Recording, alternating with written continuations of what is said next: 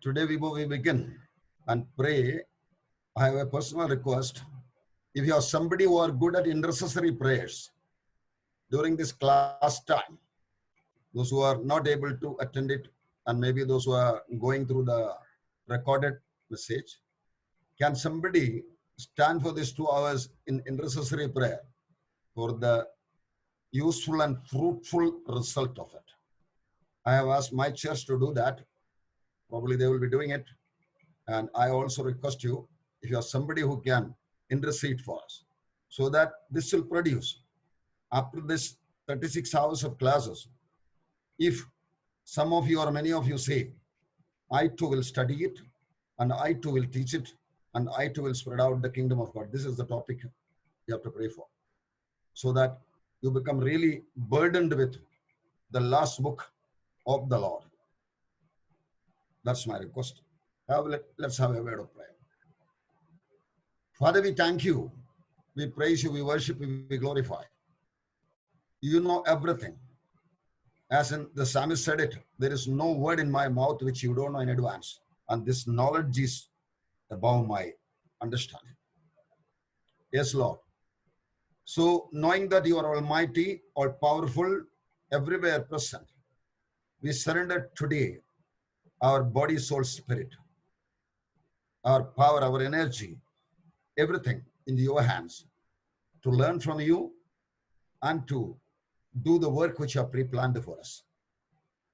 Yes, Lord, the time, how much is in waiting, we don't know. But we are to obey you, live as if this is our last day, so that we will always be ready for a takeoff. Either you come to take off the church altogether, or individually any one of us. Keep us ready. Today as I speak, Lord, I request the Holy Spirit of God, speak through me. Me not, but you speak, Lord. And touch the heart of everyone, so that they will be understanding it. Much more than what I speak, you make them understand it, Lord. So that we together will be working as servants of you for the building of the kingdom of God. You said, I will build my church. Let that be done. Thank you for listening to our prayer. In Jesus' name we pray all this, O Heavenly Father. Amen. Amen. So we'll straight away go to classes. Once again, I thank you. I'll bring back the PowerPoint photos.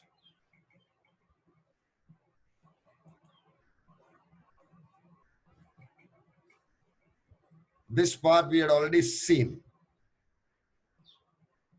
This total message of Proverbs 2, 1-6 is, be diligent.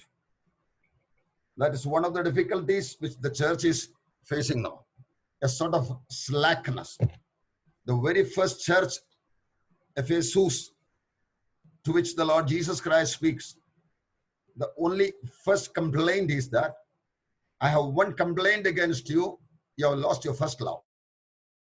Losing your first love, pratham prem chhod diya. Adya sneham nashtapaddu. This is a natural process. Deterioration, decaying, going down is the order of creation, because we disconnected from Adam. So we have to deliberately act against it. Be diligent. That is what the author of the Proverbs says. Be diligent to know the state of your flocks. Be diligent to know what you are doing. Be careful. If you are alert, then the Lord is so happy and He will be leading us through that. Then we came to this Old Testament period of time. This we are just cross-checking to confirm that we come from the beginning and we enter into our study topic material by day after tomorrow. The purpose of plan. Jaldi hone wale baatein. The things which are immediately to take place, that's our target. So we are preparing the background. What was God doing? What was happening? Some analysis, some details. Almost all of us know it, but it's refreshing to get us ready for what we are going to do it. Preparing the basement. The psalmist says, if the foundations are shaken, what can the righteous do? Adisthanam kulingi poyal needivan endiye. So Old Testament gives us the background why the New Testament was needed. why the Lord has to come. Unless until we properly realize it, we will not understand the magnificence of the New Testament. The Old Testament, in a way, is a diagnosis, is a blood report, is an X-ray report of mankind, so that we will take it seriously as we so the word now, diligence. To build up this diligence, we need to know what happened. That was the purpose of the old things which were shown. We came to Adam and Eve. The one and only one thing to remember here is that one single fruit, eating disobedience. Sin is disobedience to God. Telling God that you have your own way, I'll have my own way. That's the world doing now. But God will not tolerate sin. God can forgive sin, but without forgiving, He cannot forget sin. So the intensity of the sin, if you want to see, just look at the Garden of Eden. One fruit of the garden eaten, and the first son kills the second son. Millions of people die in wars, pestilences, famines, all disease caused by the sin of disconnecting us from God. Isaiah 59:1-2, we have already seen it. परमेश्वर का हाथ कमजोर नहीं है, कान बहरा नहीं है, तुम्हारा अधर्म, तुम्हारा पाप मुझे तुमसे अलग कर दिया है. The sin, the unrighteous acts have separated me from you. That is what is the Lord is rebuilding up. He did his part, and He has commanded us to do our part. Whatever He did, whatever happened, and whatever we are to do, this is the total analytical study we are doing. The end part of it is the book of Revelation. Now we come to the flood area, the fifth number sketch. This shows the closed door. God closed the doors of the Ark of Noah. People trying to get in. You see, God is not a respecter of majority. He is not a Democrat. Let majority says that he is right. God says he is wrong. He will not accept the decision of majority. He is a theocrat. So we are to be under theocratic rule, under the guidance of God. So the Bible says in Romans 8:14, those who are led by the Spirit of God are the sons of God. John 1:12 we read, those who have received the Lord Jesus Christ, believed in Him, become children of God, small child. And in 8:14, those who are led by the Spirit of God. So we need to mature. We need to grow up in it. That is why. Here God killed the whole world, saving only 8 people. So remember again the intensity and seriousness of sin. Then after that, Noah and children, wife and children were released, and they were told to spread out. But the sin element which was in Noah and children through their fathers, from inherited by the father, as we read in Romans 5:12, through one man sin came, and through sin death came, and death spread out to everybody because everybody sinned. Here simply God said spread out, but they just rebelled and made up a big tower to be made Babel Tower, the tower of confusion. So God, in few time, approximately about 400 years later, found a man called Abraham. That's sketch number 7. Abraham was faithful to God. He was not only faithful to God, he was willing to share that faithfulness to his generation. That is what Genesis 18:19 says. Why did God choose Abraham? He chose Abraham because I know that Abraham will obey me. He will teach it to his children, and the generation which follows, that is why I have chosen him. That's King James Version clearly tells about it. If we show our identity, our willingness, our willing to surrender, Lord, whatever you say, I will do it, then we are on the track. At the moment, even if we are wrong, God doesn't care about it. You admit to come with me now, I will correct you. Saul, the Apostle Paul, was sincere in persecuting Christians, but he was wrong. So sincere and sincerely wrong. Lord on the Damascus road corrected him. Because of his sincerity, he was brought from a persecutor to an apostle. This is what God demands from a single human being. So Abraham was faithful. He had no information, but there he was faithful. In chapter 12, we say, see, God said, Abraham, get out of your family, get out of your neighborhood, get out of everything you have, and go to the place which I am going to show you.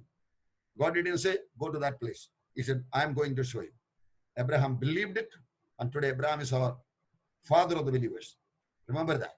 Whatever God reveals, obey it. When you go through the book of Revelation in the church of Thyatira, Jesus said a particular word about it. It is good to remember it now. शैतान की गहराई करके कुछ लोग बोलने वाले बातों को ना जानने वाला तुम्हें, तhyatira के चर्च वाले, मैं बोलता हूं, जितना तुम्हें मालूम हुआ उतना पकड़े रहो. The information, the knowledge we have about the word of God, the immediate thing, obey it. If you don't obey, and if you amass knowledge, I'm telling you, this class is good for nothing for you. Whatever you understand, if you lead it into a commitment, Lord, something I have understood, and I want to do it. That way, if you are a committed person, nobody can block you, because God is for you. Bar bar, God says about it in the book. Now, when Abraham was faithful, he got a promise. Your generation, I will bless you, I will bless people who bless you. This way, he declared a big program. And he said, your children will go into captivity for some time, and they will come back and possess. If you look into chapter 11 of Hebrews, telling about all the faith heroes, finally he says, God was not ashamed to be called the God of Abraham, God of Isaac, God of Samson, because they believed God even without possessing what they believed for. So let God be proud to say, I'm God of Joseph, I'm God of Gobu, I'm God of Brother Gigi, whatever. Let this be our desire. They went into captivity. When they went into captivity, the beginning 30 years under Joseph was comfortable. But then God wanted them to multiply. So difficult situations came. Difficult situation helped them to multiply. And multiplying, finally when God's time came, they were very tired and they were wanting. A desire was being created. As this corona is today creating in us a desire to meet our Creator, the persecution created a desire in the heart of Israelites. That's the right time God found out Moses and sent him back. He was trained in Egypt itself, and then he was trained along with the sheep for 40 years, 40 plus 40, 80 years of training, and he sent them back as a deliverer. Here, Moses was unwilling, but God made him understand every handicap. Remember, whenever God calls you for a calling, an anointing, always we will feel that this I cannot do. This is not possible for me. God does things at a level of God, not a level of us.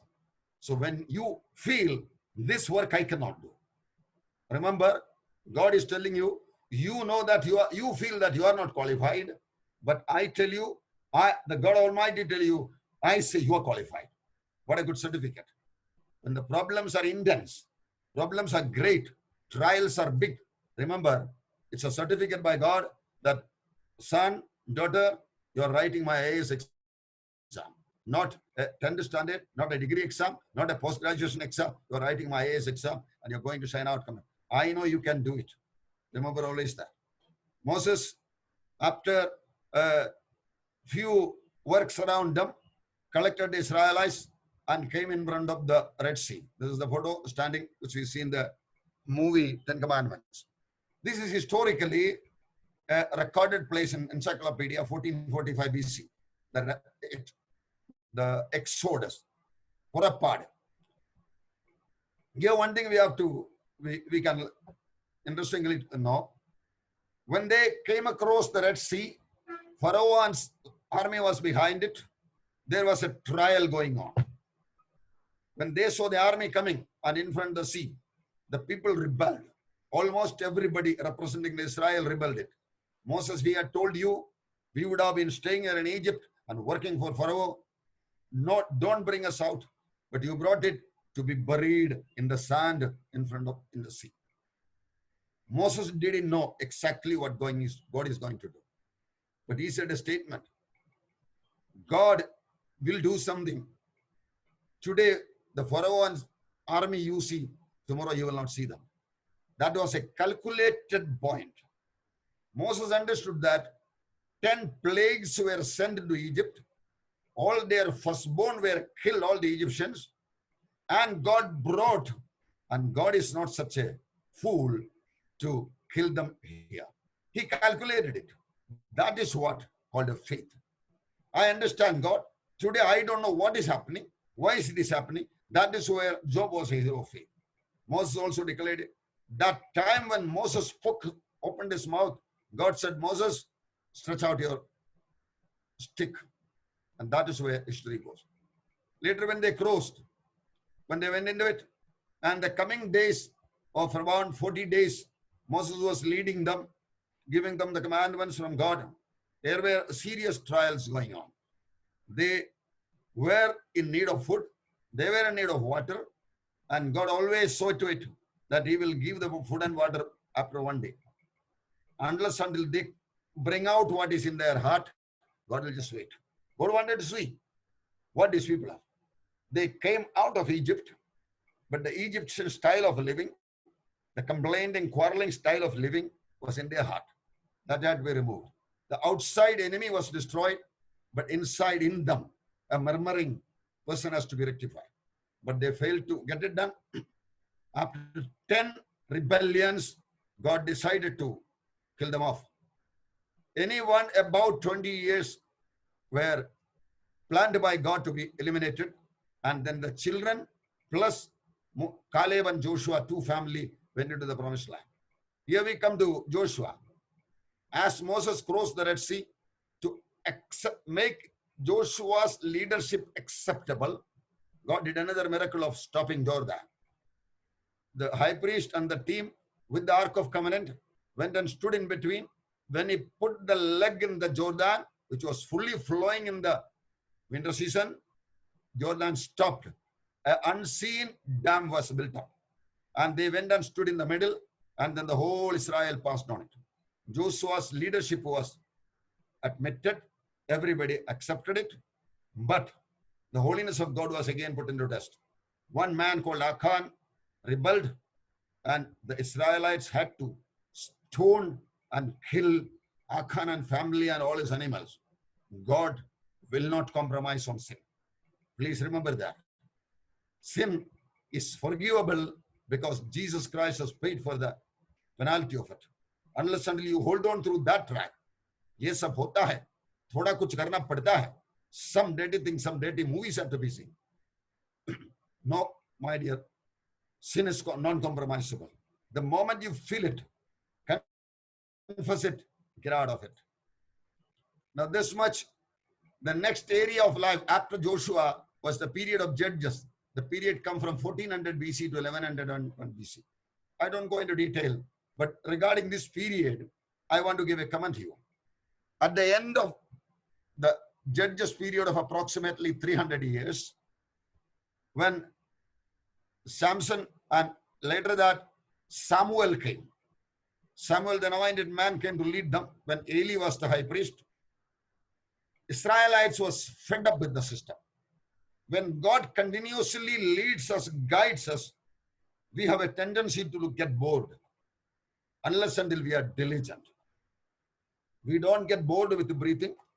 We don't get bored with drinking and eating, but walking along with God, listening to these judges. When they do sin, God will punish them, throw them to enemies. Then they will cry out, and then the Lord will send a savior, a judge. Like that, it was going on through these 12 judges, and there were in between captivity period also. But then finally, they opened up their rebellion. They told Samuel, you are a good leader, you are a good judge, but your children are not good. Okay, children were not good. What would have been the next word Israelites told to Samuel, who was feared by everyone in Israel? When Samuel came down, they will go and the elders will go and ask, is it for good or for bad? They were afraid of him, but his children were not faithful. So what would have been their question? Now, what are we to do? You are faithful. You are leading us. We are blessed by you. But what about your children? They are not. And so what next? Instead of, they fed the answer into Samuel's mouth.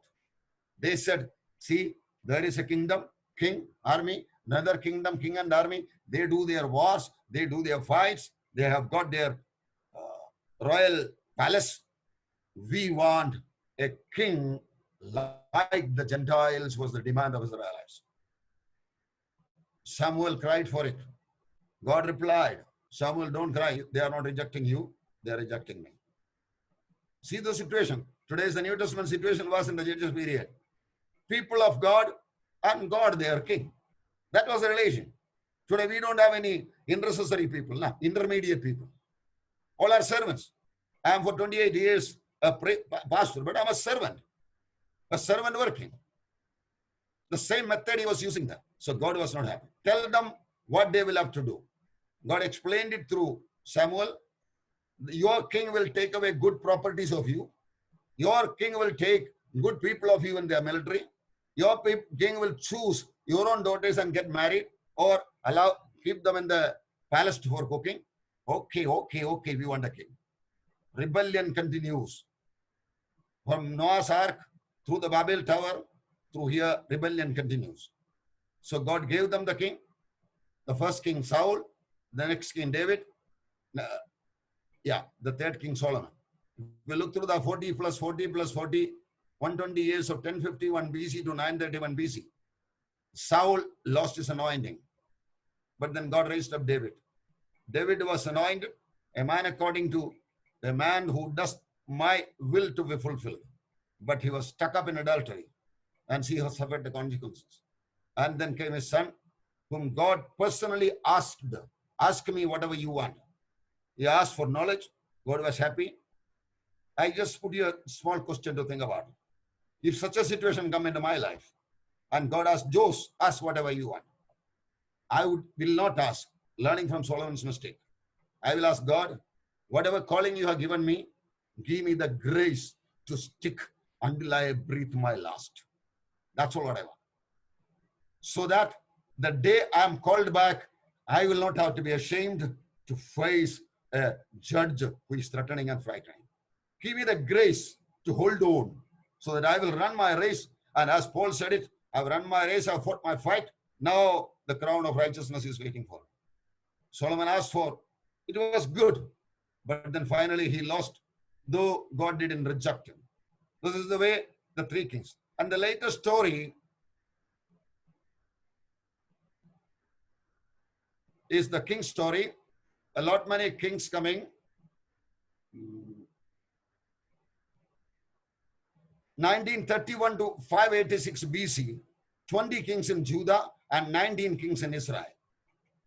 First, Israel, the 10 groups, and Judah, the 10 groups. Judah and Benjamin, 2 groups in Jerusalem, in the southern part of Israel, and the northern part of Israel, under Solomon's servant Jeroboam, and under Solomon's son Rehoboam. 2 groups separated.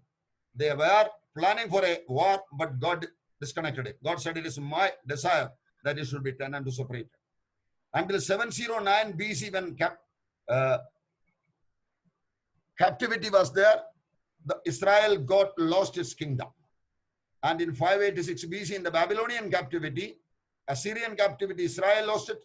Babylonian captivity, Judah also lost it. From 586 BC till 1948 AD, there was no king in Israel because they rejected God, and Jesus Christ came and they rejected him. That's the story which goes until John the Baptist's father, Zechariah, is met with the angel. We're just going through so that we have an idea and a balancing to think upon what we are going to study. That's the sole purpose of going through this. Zechariah was in the temple, and the angel appeared and said, your prayers are heard, you're going to have a son, and prophecy was given. And then Jesus Christ's birth, Jesus Christ's baptism, and the Sermon on the Mount, and then the death of the cross on AD 32. History being divided into before Christ and after Christ. Anno Domini, year of the Lord. Today's people say CE Christian era. Then the resurrection of Jesus Christ is the beginning of Christianity. Here, then the Lord went up into heaven.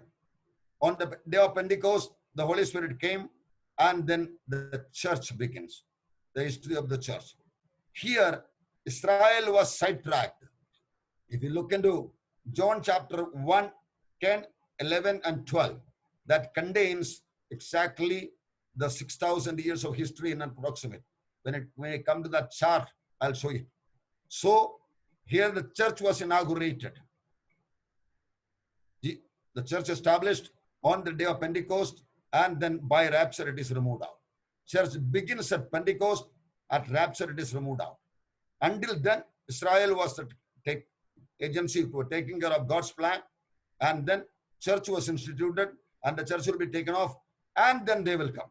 The judgment seat of Jesus Christ, for Bema, the judgment seat of Jesus Christ for the church. That is the 18th number sketch we see here. Now, the book of Revelation is summary, we just go through it. The church is being talked to in the chapter 2 and 3. Chapter 1 is just an introduction of Jesus Christ, the resurrected. And chapter 4, we see a throne in heaven. Chapter 5, a 7-sealed book being opened. And 6, chapter 6, the action begins. 4 horses, white, red, black, and green. And then the 7 trumpets. Like that, the work goes on. In next chapter about 13, we see a satanic trinity working. Devil, dragon, Antichrist, and the false prophet. Like Father, the Son, and the Holy Spirit, these satanic trinity work together to bring the people remaining all back to the kingdom of darkness, hellfire. So the numbering system, which all we are going to study in detail in the coming chapters, 666, the numbering system. All preparations are going on now. Our barcode system, our chip, the corona issue solved. Vaccine with the chip is coming, is been discussed seriously in Denmark and other European countries. And then the feast of the marriage of the Lamb. This is where we are invited. After the marriage feast of the Lamb at chapter 19, Jesus Christ with his church riding on horse come down first in the place called Armageddon, where Satan and his agents, these people and their army of the world, collected together to fight for a person who is coming from above. The Lord with his mouth speaking word, destroy everyone, the flesh of them given to birds or prepared, and then come down and keep his foot on Olive Mountain, where the Olive Mountain will split, and then a valley will be formed. There is a judgment of the people who are alive there. And then before he begins the millennium rule, which is in the 27th sketch, Satan will be closed.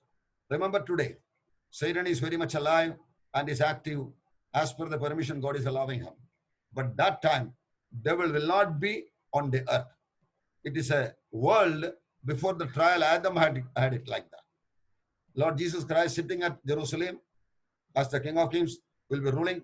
And that time, the kingdom will be like this millennial kingdom, a wonderful kingdom which Isaiah in chapter 65 and 11 explains. After the 1,000 years, for some time, this devil who is blocked in bottomless pit will be released, and he will cheat again many people. But fire from heaven will come down, destroy those people and throw them into the lake of fire, and Satan will be caught and thrown into fire.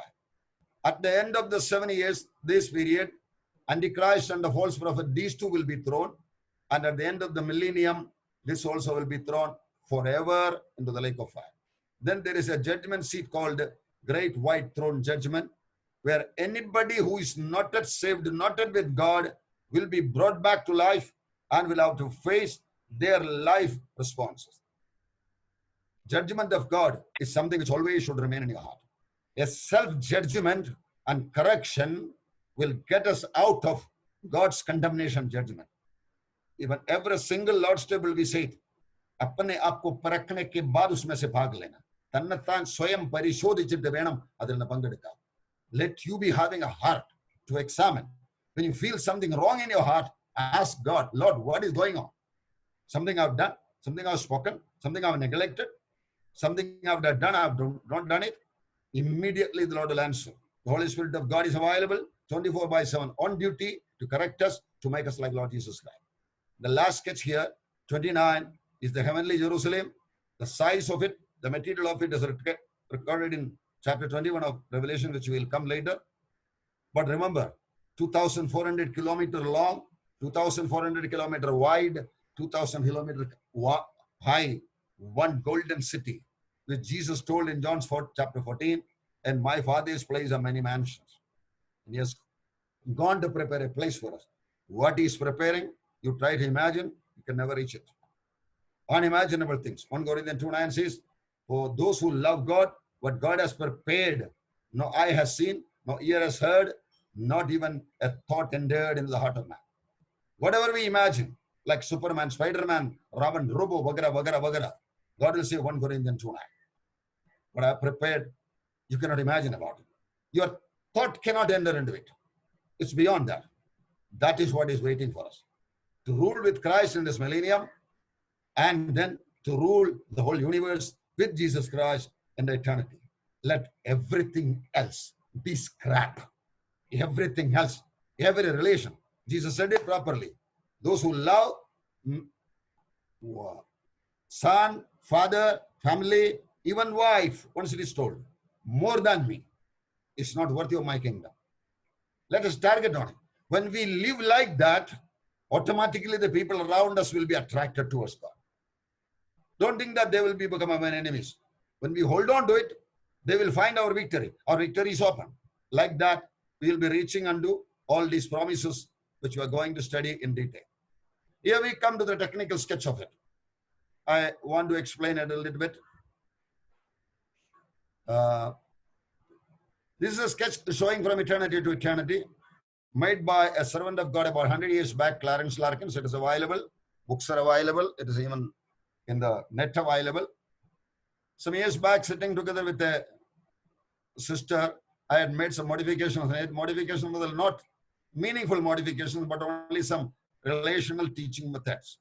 So this part of it, from here to here, approximately 2,000 years from Adam's fall to Jesus Christ, is the past period. Here are the angelic period, eternity and all, but which is not a big issue for us. From Adam to Jesus Christ, approximately 6,000 years. Now, if we go through the book of John's chapter 1, verse number 10, 11, 12, which I told you once, but I'll read it for you. John's Gospel, chapter 1, verse number 10, 11, and 12 shows this period boundary approximately. What was God doing in those days? Verse number 10 reads it like this. He was in the world, and the world was made through him, and the world did not know him. These first 2,000 years in Adam to Abraham, approximately, Jesus was in the world. Remember, earth was and people were created for Jesus Christ, by Jesus Christ, the Lord. He was in the world. If you want to cross-check it, go to 1 Corinthians 10. They were going through the desert land. They were drinking from the rock. They were eating from the manna from heaven. And after the drink, when he says about the drinking, they drank from the rock, the spiritual rock, which followed them, who was Christ, which was Christ. When Joshua took up responsibility, one day he went out, one person was standing up with the sword. In the book of Joshua, I can read it. And then Joshua asked him, are you one for us or against us? Then the Lord said, now I have come as the captain of the army of the Lord. The place you are standing is holy. Remove yours. Then Joshua said, tell me, what am I to do? Lord Jesus was behind the scenes working along with the previous first 2,000 years. The Bible's John's Gospel says that he was in the world, and the world was made through him. Pre-incarnation, as a spiritual being moving around his creation, how and when to do it, because the creation was made for him, See, remember, everything happening in this world, we go to Revelation chapter 38, this particular sentence given, which can clearly show us it was not an accident, but Adam did. God knew it, but there was no other option other than allowing Adam to do it, because free will is the greatest gift given to one. All 13:8 Revelation, I read it. All who dwell on earth will worship him, Antichrist, whose names have not been written in the book of the Lamb, slain from the foundation of the world. The Lamb of God, Jesus Christ, who took away the sins of the world, was slain from the foundation of the world. If I explain it in my own way, Father, Son, and the Holy Spirit planned to make creation, and then this was discussed. Son, you are going to make it? Yes, Father. And then what are these people going to do? They will rebel against us. And then what will you do? Sin cannot be accepted. So what will you do? I will find my life and then solve the problem. It was a pre-discussed matter. To understand the seriousness of it, let me tell you a small testimony. I don't know whether, I think I have not told you. I have a distant relative in Delhi who had a son, the pastor and his wife. They had a son who incidentally had with a cancer in the eyes at about 8 or 10 years, I think. They tried all, prayed very much, and then tried all medicines. Finally, the boy died. So the parents went to doctors about it. After that, the doctor gave them an advice. Better not to have another child. Because of your blood group difficulties, another child may get the same problem. So they decided not to have a child. If that intelligent decision, we call it intelligent, if God the Father and the Son and the Holy Spirit has done in Revelation chapter 13:18, creation should have been eliminated. ഇവരെ സൃഷ്ടിച്ചാൽ മോനെ നിനക്കതിന്റെ ഭാരം എടുത്തേ പറ്റൂ. If you create them, you will have to take the burden. That was information. But Jesus was willing. That is where the intensity of John 3:16 we understand. Incidentally, John 3:16 is the John 3:16. For God so loved the world. So, how much? This much. He knew it. If I create man, if we create man, it has to be, this will be the consequences, and Jesus will have to suffer. That was agreed upon. That is why the Lord was roaming around. Throughout this, he was in the world. That is what we read. Now let us come to verse number 11. He came to his own, and his own did not receive him. That is a time when God chose Abraham and dealt the world through Israel, Abraham's children, 2000 years. The agency to deal with the world. Remember, for God always loved the world. But somebody has to go.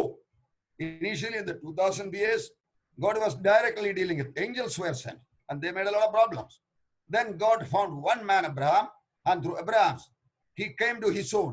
When Jesus Christ got incarnated, he came as a Jew, worked among the Jew, worked for the salvation of the Jews. Like that, he came to his own, but they did not receive him. That is what we read in John 1:11.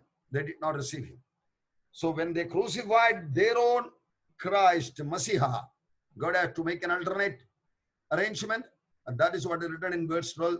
But as many as received him, to them he gave the right to become children of God, to those who believe in his name. So God made another category, designed another category, that is the church. That is this 2000 years of history shown in the green color. So to the world, through Israelite, through the church.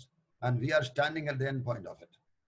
This corona itself, an international issue, is just an eye-opener for us.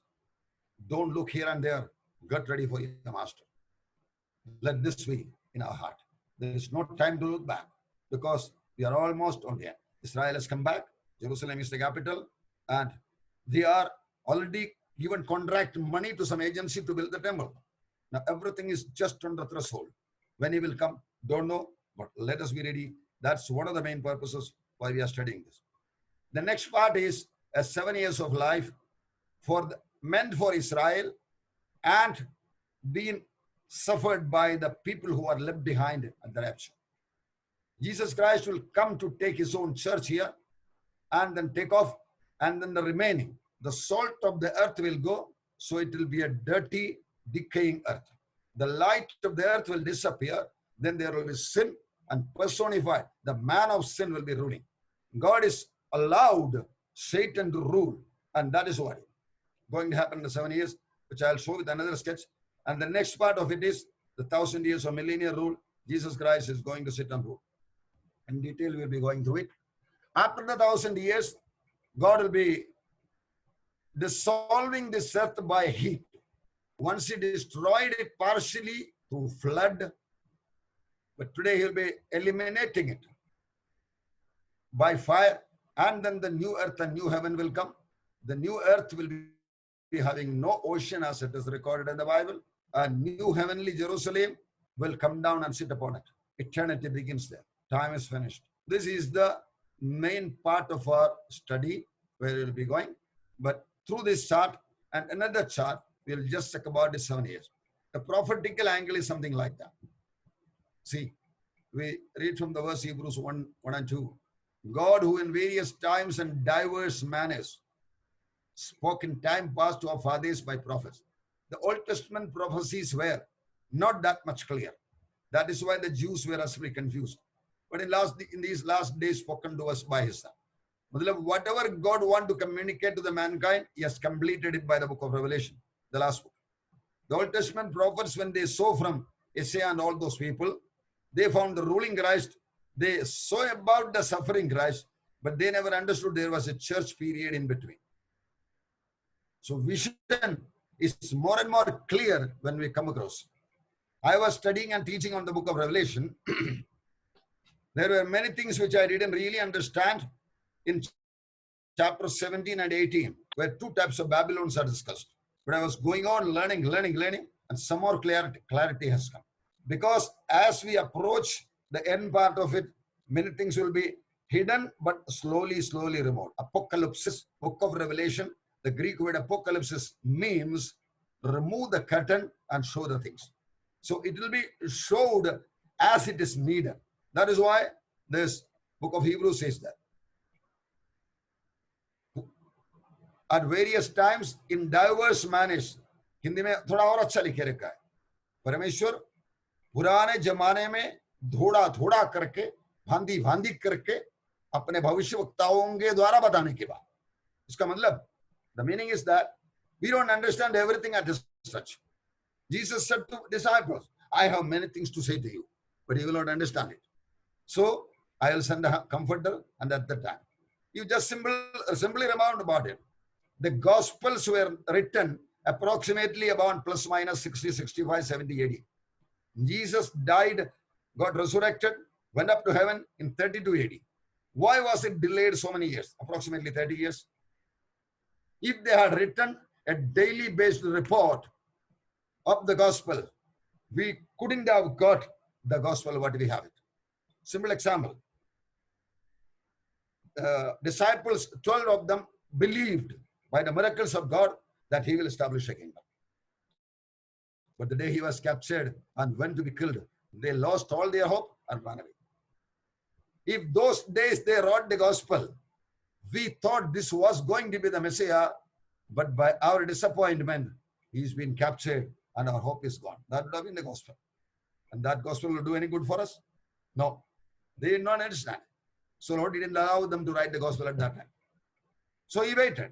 When Jesus Christ was resurrected, half of their energy was resurrected.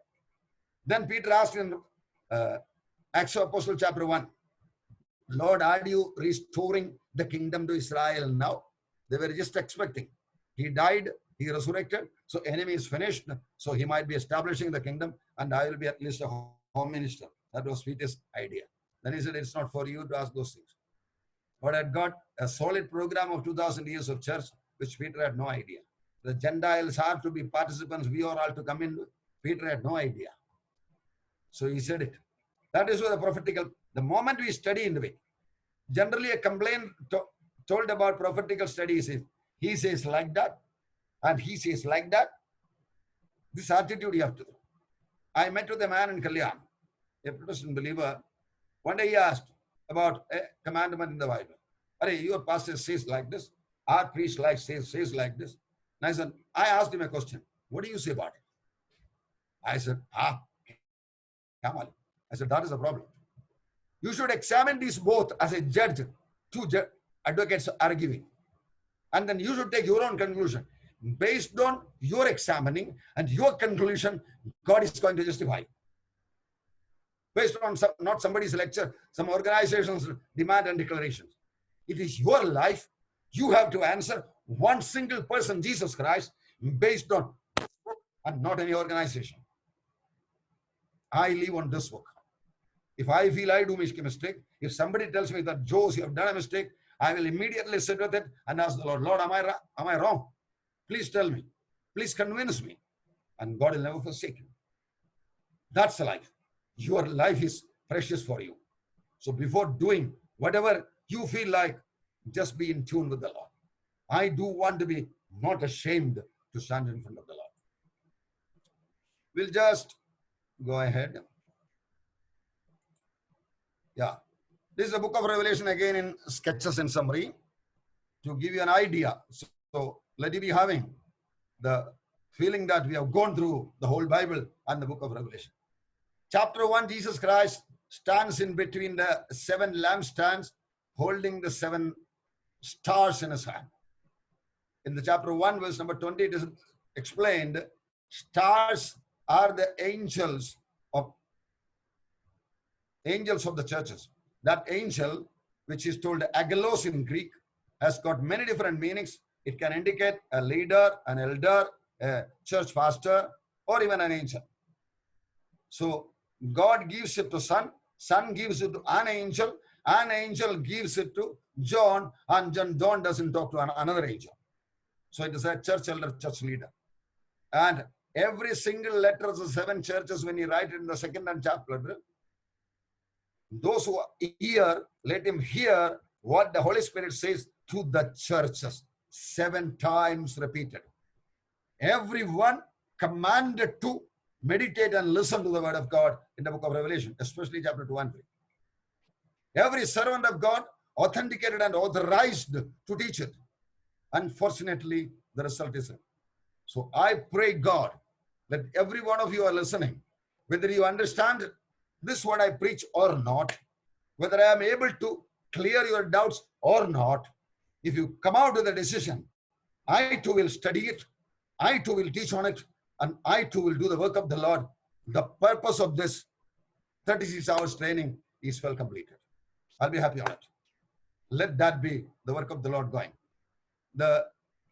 Jesus Christ walking around the churches and holding the stars. Remember, the leaders, the elders are in his hand because through them he deals with. And he's working in midst of the church. He's not away. He's just walking around. The Old Testament, he was in the world. We saw in John 1:10. Now he says walking. He's constantly walking. He cannot leave it unless until he gets back his bride. The chapter 2 and 3 is written to 7 churches from Ephesus to Laodicea. Sitting in Patmos Island, he writes about churches. These churches has got many different applications, 7 types of applications, which we will in detail be studying it. And 7 types, which is logically understandable. Now, after the time period of 7 churches, he pulls John in the spirit towards him. A door was opened and told, John, come up here. I will show you things which are to take place after this. That is the main conclusion where almost all Bible students come, that the church period ends at chapter 4, and then activities originating from heaven, designed and planned and executed from heaven. So John is seeing many things in heaven, but activities on earth also is directed by heaven. Without heaven's permission, nothing happens either on earth or in heaven. So John is taken up to heaven. He's sitting at it and seeing it. The 5th and 6th chapters, we find that the Fourth chapter is a scenery in heaven. God sitting as his throne, Holy Spirit of God in 7 spirits of God, 4 living creatures with some responsibilities, 24 elders, multi-millions of angels, a crystal sea, and everything. A heavenly atmosphere is explained. That is what is mainly we read from chapter 4. In chapter 5, before we enter into the chapter 5, the elders who are sitting with the crowns, 24 elders, when the living creatures praise God, they keep down their crowns and worship the living God. We are coming into the chapter 1 where we found that Jesus Christ, the Lord, was walking in between the lampstand, which is the churches, and holding the stars, who are the angels of the churches, the leaders of the churches in hand.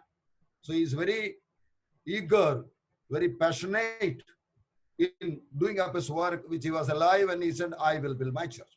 And these are the 7 churches we have seen it. Here we see on the 4th chapter a worship program where God Almighty and sitting, and many people are sitting, and 4 creatures. This will come in detail, maybe a little more. Here we found that the elders kept their crowns down and then worshiped God when these living creatures praised God. Then the 5th chapter we see 7 sealed book, inside, outside, written but sealed. And who will break it up? A cry comes, and then comes the Lion of Judah, a lamb slain, and then things goes on explained. The 6th chapter is the opening of 1st seal, 2nd seal, 3rd seal, like that it goes on. 4 horses are about 4 seals. The 5th seal is under an altar. He see a lot of slain people in heaven. And then at the next one, we see a great earthquake. From chapter 6 to 18 is I put in one sketch as a brief explanation. 7 seals, 7 trumpets, 7 bowls. I think you can see the sketch. And this has got a particular order also. 6 seals broken. Before the 7th seal, some activities are there. By the time the 7th seal is broken, the first trumpet is started. Those chapter numbers are here like this. And then the 6th trumpet is blown. Then there is some activities. And then goes the 7th trumpet, thereby the cups pouring out, wheels poured out start. Like that, chapter 6 to 18 is the time period on earth when wrath of God, Jacob's day of trouble, Daniel's 70th week, all these name-told activities are going on. Directed by heaven, and sitting in heaven, John is seeing it, observing it, and then writing it as for us. Something even God told not to write. Like that, 6 to 18 is the place where after the church period, things happening on earth from a heaven's perspective, looking from heaven, is recorded in it, which to some details we will be going later. Now on chapter 19, I think you can see the sketch. Who we can give me some ishara in case if the sketches doesn't go. Chapter 19, the next sketch. Jesus Christ with the church of God coming in the air to come and rule. First he came until the clouds, waited there. The Holy Spirit took the dead alive and the life transformed and gave it to him, and he went back. He doesn't appear on earth. This time after 7 years when he come down with his army, the church of God, and stand up on the Mount of Olivet. And before he comes, on the way he comes, the next sketch shows that here the Armageddon war, people gathered together to fight against the King of Kings under the leadership of Antichrist. Initially, Antichrist and the false prophet, the 3 in 1 got 2 of them, were caught and thrown into the lake of fire, and these were all killed by his word from mouth, and then their bodies were eaten by the birds which are prepared for it. All this is written, 19th chapter. Then we come to the Lamb of God, marriage supper of the Lamb of God. That is what basically we go through 19. The 20th chapter, when we come, according to this sketch what I have seen here, Satan is bound for 1,000 years. So the tempting power on the earth is removed out and then sealed, is no more on earth. But men are again free to do sin. If you look into book prophecy of Isaiah, they says if a man dies at 100 years, we will call it a child die. Death will be still there, and rebellion will be there. The result is that after 1,000 years, when the Satan is released, there will be many people gathered together against God along with Satan. That means the freedom to do sin is not removed out in the millennium itself, but ruling will be with the rod of iron. Injustice will not be done. War weapons will be converted into cultivation, agricultural weapons. God mightily ruling, the Son of God sitting at Jerusalem and ruling using the church of God in a supernatural realm. The people who are alive on earth will be the one who passes through the tribulation, Jews as well as a bunch of Gentiles, which we will see. Here, after the millennium, things goes everything fine. We had seen it something yesterday that the whole non-vegetarian world will be converted into vegetarian world. Some indication what we get. And then 1,000 years goes, and at 1,000 years, Satan will be released, who is held up in bottomless pit, and he will come and collect people against God, and then fire will come down from on the whole. People will be killed, and he will be caught and thrown into the lake of fire. And then there will be the final judgment, which is called the Great White Throne, chapter 20. Whosoever name was not written in the book of life was thrown into the lake of fire. This is what goes with the 20th chapter. And the 21st and 22nd, we come to this way. Heavenly Jerusalem come down and sit in the new earth.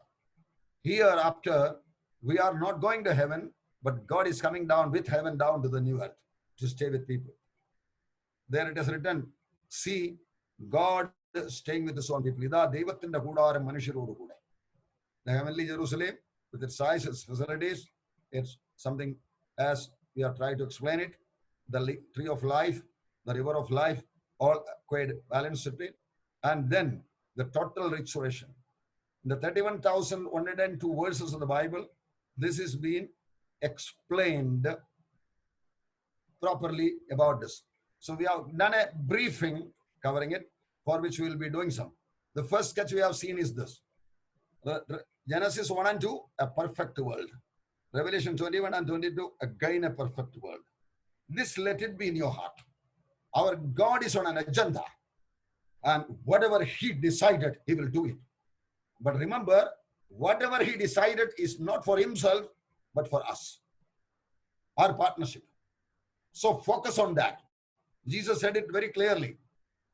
Some who call me Lord, Lord is not who enter into the kingdom of God, but someone who does the will of my Father. So Lord, what am I to do? Let this question be haunting you. What are the pre-planned works for me? Let this question really push you. And then I tell you, you will never miss the joy of the salvation. You will never miss the rewards. It is a fighting journey, a fight to be fought and a race to be run, dangers to meet. By the way, singer has sang it like that. It's written. There's a fight to be fought against the kingdom of darkness. But remember, we are not called to be losers, provided we are diligent, active, and going ahead. So Paul says in Philippians letter, forgetting the past, I run towards the future for getting hold of my crown. That is what we are called for. By God's grace, among the billions staying on this earth who don't know, according to God's word, right hand and left hand, or death, life, life after death, heaven, hell, God, no idea, people. We are being called separated. So let us be diligent, be doing the work of God, because God will complete his plan. Revelation 21:22 is tomorrow's history. In between, chapter 3, the problem started. Lord Jesus legally told it, solved it, and we are told to literally come into fulfillment. And Revelation 20, the enemy is bound, and 21:22 is totally eliminated, and we come into the perfect world. This is basically the program which we are going to see through it. Now, in between, there is a portion which I want to take with you tomorrow. That will be a period of time prophesied a 70th week of Daniel, a linking between the Old Testament and the New Testament. The Jews were in charge here. The church is in charge now here. Again, it is given to the Jews as 7 years. So how this get connected will be tomorrow's topic, what we will be discussing. Now, for a recollection of things, again, we come to the total program. I want to remind you, be serious about study of the Word of God. You spend time with the Word and consult it with the Lord. There are different types of theological interpretations, or at least many of the minor doctrines or other factors. So before you go into that, read the Word and then meditate and make your own conclusions, and then refer to the theologians. See, every theologian, every Bible commentary is written by some human beings like us. So what you should ultimately do is that study the Word for myself. What do you say? Jesus asked the disciples, what do you say the world is telling about me? They said many, many things. Prophet come back like Elijah.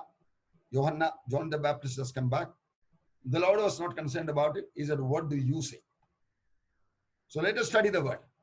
And when we understood it, with a prayer, submitting it to the Holy Spirit, Lord, I'm going to refer to some people, some theologians, some doctrinal standards. Please guide me. Remember, He will come and guide you. And this particular time-bound location, what you are supposed to do, He will convince you, and you will be able to do your work and then go back to the judgment seat of Jesus Christ. Well done, good and faithful servant. This is what the Lord is basically telling us. So take it as a matter of life and death, or my life and your life. Remember, the Lord is always there to lead individually, those who are led by the Spirit of God. So in the Bible, when you go through it, you should have a clear-cut indication. Jesus said, it is better that I go, because if I don't go, He will not come. So who is the Holy Spirit? What is He doing? What was He doing? What He will be doing? This must be a research topic for your personal life. Because Jesus said, I'm going and He will come. Disciples were not happy about it. Then He said, don't worry, it is better I go. When He said it is better, it is better. So what do you have to do? We have to study about the Holy Spirit's activities. What is He do? What was He doing in the Old Testament? What is He promised to do in the New Testament? Look around, observe what He is working around the world, and then take your own conclusions. You can never miss God's plan. Even if you are slightly mistaken anywhere, God will not allow you to go around. He will just collect you back like He collected Saul on the Damascus road. He wanted a quick treatment. God is always willing to do that. That is why we submit ourselves in the disciplinary hands of the Lord. I believe this corona is a disciplinary hand for God Almighty to the church. God is dealing with this church. My people who are called by my name. So let us take it an earnest decision. Let thinkings be thinking. But what I believe, as Peter says in his book, I preach with authority. With authority. I examine it, check it. Whatever I feel right, I believe it. I try to practice it, and I preach it. If that's the way we are going, it is not the amount of information alone, but the commitment what we keep it. One word which I had quoted you from the book of Revelation chapter 3, Thyatira church. He says a word. Danger of Sardis.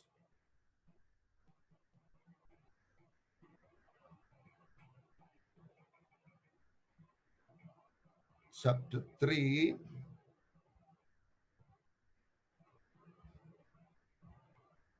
Philadelphia, Thyatira. Chapter 2:24, sorry. The verse goes like this. Now to you I say, and to the rest of Thyatira, as many as do not have this doctrine, who have not known the depths of Satan, as they say, I will put on you no other burden, but hold fast what you have till I come. See, God is not worried about our lack of knowledge. God said, I have given you 1 coin to business. Somebody have given 2 coins. Somebody has given 10 coins. Do business with your coin and you will get a reward. If you look into Matthew chapter 10, verse number 41 and 42, we read it like this. One who accepts a prophet because he is a prophet, he will get the reward of a prophet. One who accepts a righteous man, the next verse, because he is a righteous man, will get the reward of a righteous man. You see, God's judgment is like that. What is given to us? Jesus said when the rich man was putting money in the temple and one widow was putting everything, he commended that she has done it. So do with what you have, completely surrender to the Lord and leave aside what will happen to the rest of it. God will show you that I am a good caretaker for your family, your health, and everything around in your life. This he will show it. Then we will feel comfortable. We will look into his field, spiritual field, building up the kingdom of heaven and its righteousness, and the Lord will do that. That way, this is the way we are going to go through the program of it. So the introduction part of it, I'm just closing here.